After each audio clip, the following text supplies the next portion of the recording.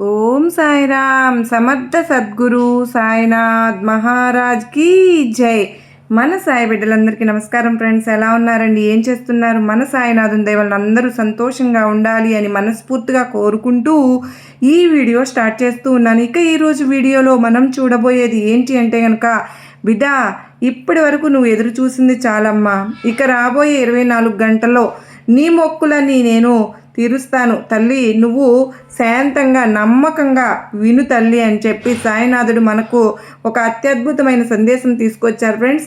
ఆ సందేశం ఏంటి, ఏం చెప్పబోతున్నారు అని మన సాయినాథుని మాటల్లోనే వినబోయే ముందు మన ఛానల్ని ఎవరైతే కనుక మొదటిసారిగా చూస్తున్నారో ప్లీజ్ అండి తప్పకుండా సబ్స్క్రైబ్ చేసుకుని మన వీడియోస్ కనుక మీకు నచ్చినట్లయితే చిన్న లైక్ ఇచ్చి సపోర్ట్ చేయండి ఫ్రెండ్స్. మీ సపోర్ట్ అనేది నాకు ఎంతగానో అవసరం అండి. మరి కొంతమంది సాయి బిడ్డలకు షేర్ చేయండి. ఇక ఈరోజు సాయినాథుడు మనకు అందిస్తున్న సందేశం, బిడ్డా నా కోరికలు తీరుతాయా, మంచి జరుగుతుందా, నాకు అసలు మంచి జరిగే యోగం ఉందా అని ఎదురు చూస్తూ ఉన్నావు కదూ, కానీ జరగడం లేదు అనే ఆవేదనతో ఈ సాయిని పిలిచావు. అందుకే నీకు నమ్మకంగా చెప్పడానికి, నీకు ధైర్యాన్ని నీలో నింపటానికే వచ్చానమ్మా. నీ అన్ని మొక్కులు కూడా నెరవేరుతాయి బిడ్డ. ఇన్ని రోజులుగా ఎదురు చూసినది, నీకు నచ్చినది జరిగేలా చేయడానికే వచ్చానమ్మా. నీకు రాబోయే మంచి రోజులు అనేది నీ కోరిక నెరవేర్చేందుకు ఖచ్చితంగా ఓ కాలం అనేది రేపు శివరాత్రి నుంచి స్టార్ట్ అవ్వబోతూ ఉన్నాయి. నీకు జరిగిన మంచి శుభ పరిణామాలకు నాకు ధన్యవాదాలు కూడా చెప్తావు. ఎలాంటి కారణంగానూ నువ్వు మాట్లాడే మాటలు ఎంతో జాగ్రత్తగా మాట్లాడాలి కాకపోతే అని నీకు చెప్పాను. ప్రతి ఒక్కరి జీవితంలో కోపంలో వచ్చేలాగా చేయడానికి ఒక రెండు ఉంటాయి. ఇంట్లో కానీ, పనిచేసే దగ్గర కానీ, ఇక స్నేహితుల్లో కానీ, ఎవరైనా సరే నీ కోపాన్ని రెట్టింపు చేసేవారు ఖచ్చితంగా ఒకరు ఉండే ఉంటారు. కానీ వారు చేసే తప్పుకు తొందరపడి కోపపడి అరవడం కాకుండా కొద్దిగా ఆలోచించి చూడు, నీకు మంచి జీవితం అనేది ఉంటుంది. నీ జీవితం ఇంకా ఆరంభం కాలేదు బిడ్డ. ఈ జీవితం ఇలాగే ఎప్పుడు ఉంటుందా అని కూడా చెప్పలేము. ఎవరు మనసు నొప్పించకుండా ఉండగలిగితే అలాగే నువ్వు కూడా కోపం తెప్పించేలాగా ఉండకూడదు. ఇతరులు నిన్ను కోపం తెప్పించేలా వారి మాటలు ఉంటాయి, కానీ కోపం లేకుండా శాంతంగా ప్రశాంతంగా ఉండాలి. ఎందుకంటే హృదయం అనేది అందరికీ ఒకేలాగా ఉండదు. అందరూ మాట్లాడే మాటలు ఇంకొకరికి బాధ కలిగించేలాగా ఉండకూడదు.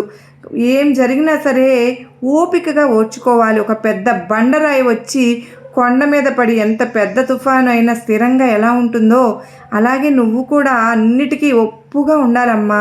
ఎవరైనా నిన్ను పొగిడితే మనసులోనే సంతోషపడు, అంతేకాని మరీ పొంగిపోయి ఉండవలసిన అవసరం లేదు. అలాగే నిన్ను కృంగదీసేటట్లు ఎవరైనా మాట్లాడారే అనుకో, వాళ్ళ మాటలకు కూడా కృంగిపోకూడదు.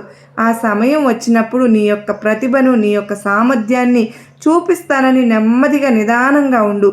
పొగడ్తలకు మైమరచిపోయి ఇలాగే ఇతరులు ఏదైనా సరే తిట్టినప్పుడు అలాగే చేసినప్పుడు కృంగిపోతే నువ్వు ఎప్పటికీ గెలవలేవు.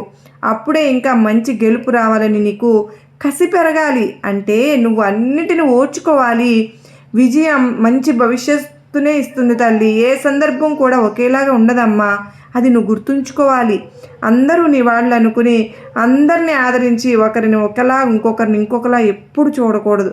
అందరినీ సమానంగా చూడాలి. ఎందుకంటే ప్రతి ఒక్కరూ కూడా నీకు నచ్చిన వాళ్ళు, అందరూ నిన్ను మెచ్చిన వాళ్ళే కదా. కనుక అందరితో నువ్వు చక్కగా మసులుకో, అంతేగాని వేరుగా ఎప్పుడు చూడవద్దు. నీ మనసు, నీ చేష్టలు, నీ జీవితం కూడా అలాగే ఉంటాయని గుర్తుంచుకో తల్లి. ఒక్కొక్కసారి ఒక్కొక్క పని ఆధారంగా పడి ఉంటుంది నీ పనులే. కనుక నీ ఆలోచనలు ఎలా ఉండాలి అంటే, పారిజాత పూలు చూడు ఎంత సుగంధభరితంగా ఉంటాయో అలా ఉండాలమ్మా. అన్ని విషయాలు అందరూ ఆనందించేలాగా ఉండాలి. అలాంటి పనులు నువ్వు చేస్తూ ఉండాలి. చెడ్డ గుణాలు ఉన్నవారితో కొంచెం దూరంగానే ఉండాలి తల్లి. మంచి ఆలోచనలు ఉన్నవారికి ఎలాంటి చెడు జరగదమ్మా. మంచి మార్పులు మాత్రమే రావాలి. మంచి మనుషులతో స్నేహం చేస్తూ ఉంటే గనక, వారితో ఎక్కువగా మాట్లాడుతూ ఉంటే నీ దుఃఖాలను పోగొట్టుకొని మంచి అవకాశాలను పొందుతావు అని నువ్వు గుర్తుంచుకో. కష్టాలు నష్టాలు వచ్చినప్పుడు వాటిని మర్చిపోయి పెద్ద ఆనందాలు మాత్రమే నువ్వు గుర్తుంచుకోవాలి. అప్పుడే జీవితం అంతా సంతోషంగా ఉండగలుగుతావు. చెడు పనులు చేస్తే ఇప్పుడు సంతోషంగా ఉండవస్తుంది, కానీ భవిష్యత్తులో ప్రశాంతత అనేది నిలవదు. ఈ ప్రపంచంలో చెడు ఎప్పుడూ కూడా గెలవదని గుర్తుంచుకో బిడ్డ. ఈరోజు బాగుంటే చాలు అని చెడు తలచిన వాళ్ళు భవిష్యత్తులో అసలు జీవితమా లేకుండా పోతుంది తెలుసా. కనుక ఈ సాయి బిడ్డవి నువ్వు అలా ఎప్పటికీ ఉండకు. నీ భవిష్యత్తు మంచిగా ఉంచాలి. నీ బాబా నిన్ను నమ్ముతున్నాను, నువ్వు నీ గుణాన్ని ఎప్పుడూ మార్చుకోవు అని. నీ సాయిని ఎప్పుడు తలుచుకుంటూ న్యాయంగా ధర్మంగా న్యాయం వైపే నువ్వు అడుగులు వేస్తూ ఉంటే కనుక నిశ్చయంగా నీకు ఎప్పుడు మంచే జరుగుతుంది తల్లి. నా మీద నమ్మకంతో ఈ క్షణం నుంచి ప్రశాంతంగా ధైర్యంగా ఉన్నావే అనుకో, నీకు ఏది కూడా హాని జరగదు బిడ్డ. నిన్ను పట్టి పీడిస్తున్న దుష్టశక్తులన్నింటినీ నీ దగ్గర నుండి తరిమి వేస్తాను తల్లి. ఇకపై నీకు ఎటువంటి ఆందోళన పడకుండా నీకున్న అప్పుల బాధల నుంచి నేను బయట పెట్టేస్తాను. ఆర్థిక సహాయాన్ని, నువ్వు సుఖపడే సమయాన్ని నీకు నేను ఆశీర్వదిస్తూ ఉంటాను. నీ గురించి ఎప్పుడు కూడా ఎల్లప్పుడూ నేను ప్రేమిస్తూ ఉంటానమ్మా. నేను నీ గురించి మరియు నీ పరిస్థితుల గురించి పట్టించుకోవడం లేదని బాధపడుతున్నావా? నువ్వు ఎప్పుడు అలా అనుకోవద్దు తల్లి. నీ సాయిని నువ్వు అనుమానిస్తున్నావా తల్లి? చెప్పు, ప్రశాంతంగా ఉండమ్మా. నువ్వు నాకు అప్పగించిన నీ యొక్క కోరికలన్నీ సరైన సమయంలో నీకు జరిగేలా నేను నీకు సంతోషపెట్టే బాధ్యత నీకు ఈ సాయి చేస్తున్న వాగ్దానం. నీకున్న కష్టాలన్నీ, ఎన్నో రాత్రులు నిద్ర లేకుండా ఉన్నావు. నీకు మంచి సమయము, మంచి భవిష్యత్తును నేను చేకూరుస్తున్నాను. నీ బాబాపై నువ్వు నమ్మకం ఉంచావు కదా తల్లి. నువ్వు నన్ను ఎంత హృదయపూర్వకంగా నమ్మావో నేను కూడా అంత నిశ్చలంగా నీ యొక్క సేవకుడిలాగా నిన్ను కాపాడుకుంటూ ఉంటానమ్మా. నీకు ఎలాంటి కష్టము రాకుండా నేను నా చెయ్యి అడ్డు పెడతాను బిడ్డా. నువ్వు చేయవలసింది చెయ్యి, భయపడకు, స్థిరంగా ఉండు, విశ్వాసాన్ని పెంచుకో, చూస్తూ ఉండు, నా మాటలు విని ఎల్లప్పుడూ నువ్వు నీ వాళ్ళతో అనుబంధంగా ప్రేమగా ఉండు. అంతా నీకు శుభంగానే ఉంటుంది. నీకు ఏదైనా కష్టం వచ్చిందే అనుకో, ఆ కష్టాన్ని నా పాదాల చెంత వదిలి నువ్వు మాత్రం ప్రశాంతంగా ఉండు. నీకు నిశ్చింతమైన జీవితం, నిరంతరమైన సంతోషం నేను అందిస్తాను బిడ్డా. ఈ సాయి నీతో ఉండగా నీకు భయం ఎందుకమ్మా చెప్పు.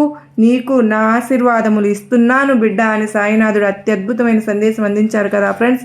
ఈ సందేశం మీ అందరికీ కూడా నమ్మకాన్ని, ధైర్యాన్ని కలిగించింది కదా.